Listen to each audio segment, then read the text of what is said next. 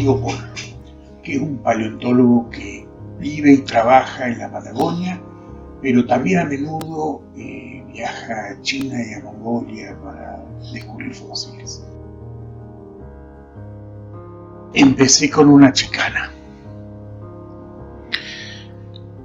toreándolo, al plantearle que si la paleontología es diferente de la neontología, y me llenó la cara de argumentos. Pero también hablamos de filogenia, de medir ramas largas. Gracias, Diego, por tu disposición. Vos sos paleontólogo. Sí. ¿Por qué los paleontólogos son diferentes de los neontólogos?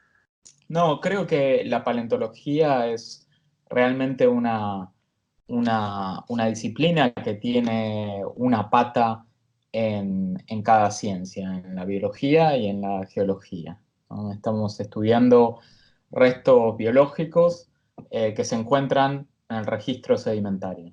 Y es imposible comprender cabalmente estos restos fósiles si uno no considera tanto el aspecto biológico del fósil en sí mismo, la anatomía y sus relaciones, como el contexto estratigráfico, geológico en el cual se encuentra, el cual nos brinda información de tiempo, de ambiente, del lugar y del tiempo en el cual vivió esta entidad biológica. Entonces, para entenderla cabalmente debemos juntar esos dos mundos, esas dos disciplinas, en una sola, que es la paleontología. Hay una frase muy famosa de un paleontólogo, Romer, que dice: cuando estoy entre biólogos me siento un geólogo y cuando estoy entre geólogos me siento un biólogo, ¿no? Y es un poco lo que nos pasa. Los biólogos nos dicen: ustedes estudian piedras, y vamos con los geólogos y nos dicen: ustedes estudian bichos, ¿no?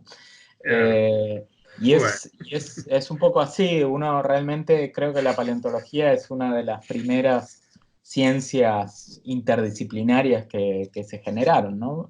Precisamente por estas características de estudiar restos biológicos que están en el registro sedimentario. Bueno, estás echando por tierra todos mis argumentos, porque yo digo que la paleontología no existe. Que no tienen preguntas independientes o métodos más que los métodos, como decir, bueno, uso transparentaciones para estudiar el esqueleto, ustedes usan pico para extraerlo.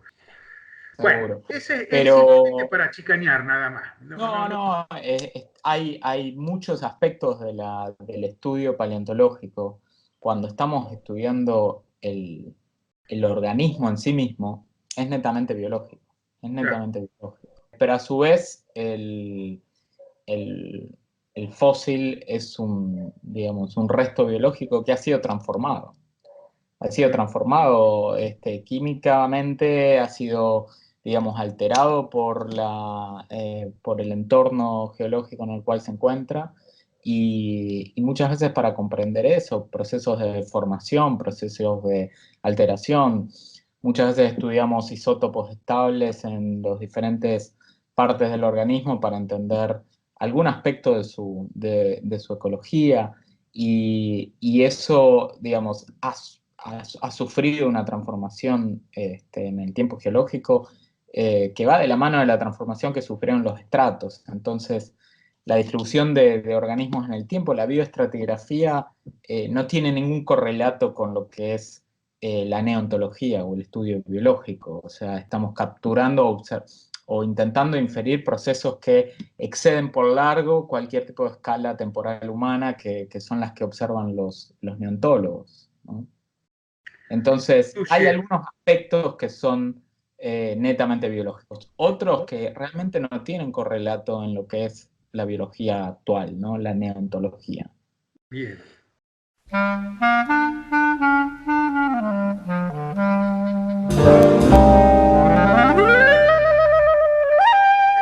Discusión entre las filogenias moleculares y las filogenias morfológicas, en donde son incongruentes. ¿Te parece que puede ser esta incongruencia deberse a problemas metodológicos más que problemas filogenéticos? Sí, si bien nunca he trabajado en lepidosaurios específicamente, es una controversia que la he seguido en la literatura desde hace tiempo porque me parece uno de los casos más interesantes de estas incongruencias entre la señal que dan ciertos indicadores moleculares con el conocimiento tradicional, si se quiere, o las hipótesis derivadas de la morfología. Y creo que como muchos casos de estas incongruencias, sobre todo esas incongruencias que persisten a lo largo del tiempo, se debe a que tenemos un registro defectuoso, digamos, un muestreo defectuoso de la diversidad biológica. De alguna manera, los análisis moleculares obviamente solo pueden inferir a partir del muestreo de los animales, las especies o los linajes que por casualidad, por contingencia histórica, sobrevivieron hasta hoy en día, ¿no? Entonces, ese muestreo sabemos que es sesgado e incompleto, ¿no? Aquellos linajes que tuvieron la suerte de sobrevivir hasta el día en que vivimos nosotros hoy son los únicos que podemos, digamos, muestrear. Entonces, de un punto de vista, digamos, de muestreo estadístico, sabemos que es una muestra completamente sesgada e incompleta, ¿no? Incompleta digamos, por afano, porque Sí, sabemos que más del 99% de la biodiversidad está extinta y lo que vemos hoy en día es una pequeña fracción de lo que ha existido. Lo interesante de este caso es que también la evidencia morfológica que tenemos es similarmente incompleta. ¿Por qué? Porque obviamente conocemos muy bien la anatomía de los lepidosaurios actuales, pero el registro fósil de los lepidosaurios no es tan rico como el de otros grupos. bien. Sobre todo cuando nos remontamos a los tiempos de divergencia de estos linajes en el Mesozoico. Cuando empezamos a ver el registro fósil de todos estos linajes de lepidosaurios en el Cretácico y el Jurásico, no es muy abundante. Y es bastante incompleto anatómicamente. Mayormente restringido a mandíbulas, a pequeños restos, que es una fracción, digamos, minúscula de todo lo que es la anatomía ósea y blanda, ¿no? Entonces tenemos esta conjunción un poco terrible de tener una muestra sesgada e incompleta, tanto en lo molecular como en lo morfológico. Entonces, obviamente, lo molecular tiene la promesa o la potencialidad de poder, bueno, seguir secuenciando el genoma completo de todos los lepidosaurios, todavía no se conoce, rearreglos genómicos, digamos, diferentes tipos de información que podemos todavía extraer y que nos pueden brindar luz. Y desde lo morfológico, el registro paleontológico tiene el potencial de que sigamos descubriendo, especialmente en el Mesozoico, en el momento de divergencia de estos linajes que en otros casos realmente nos ha ayudado mucho a entender la evolución y la relación de los grupos. Stretched out on a long white table, so cold, so sweet, so fair. Quería preguntarte sobre las ramas largas y sobre el problema metodológico de las ramas largas, si lo pudieses explicar en pocas palabras y si crees que se aplica aquí en algunos casos, en el caso de Lepidosauria.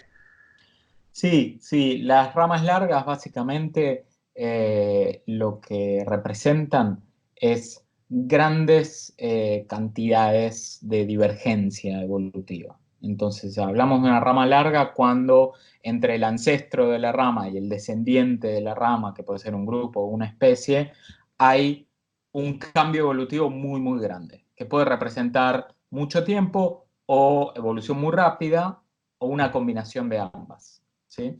Entonces, cada vez que tenemos una rama larga, la señal filogenética, que es básicamente la similitud entre el descendiente y el ancestro, se va erosionando, ¿sí?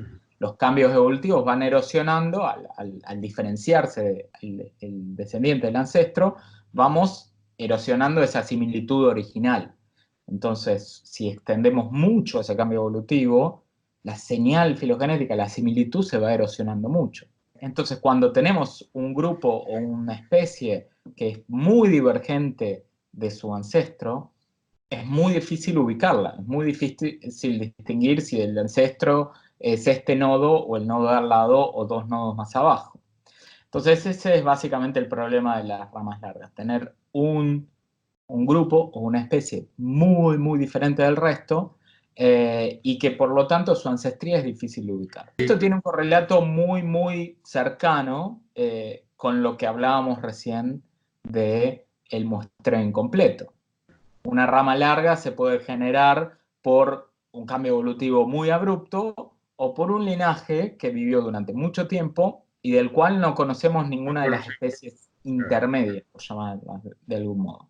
Entonces, muchas veces las ramas largas que tenemos en los problemas filogenéticos representan básicamente estos muestreos incompletos de la diversidad biológica de este linaje en particular.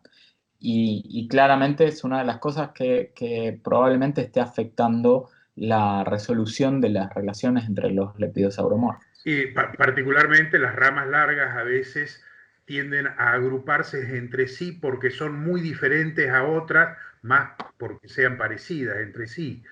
En el caso de los lepidosaurios tenemos el caso de los ápodos, en donde las anfisbenas con las serpientes y los divámidos normalmente tienden a juntarse, pero básicamente porque son muy diferentes a los restantes, más que sean parecidos entre sí.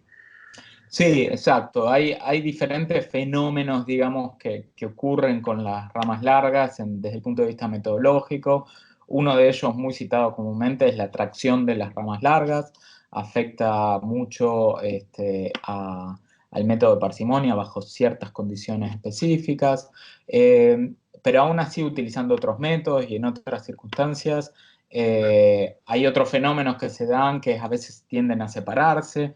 Y lo que al fin y al cabo resulta es que son difíciles de posicionar y aun cuando se posicionen en un lugar es difícil de que estén posicionadas con un fuerte soporte, digamos, con una robustez desde el punto de vista estadístico considerable como para tener un grado de certidumbre razonable en cuál es la posición de esta rama tan divergente o de estas ramas tan divergentes.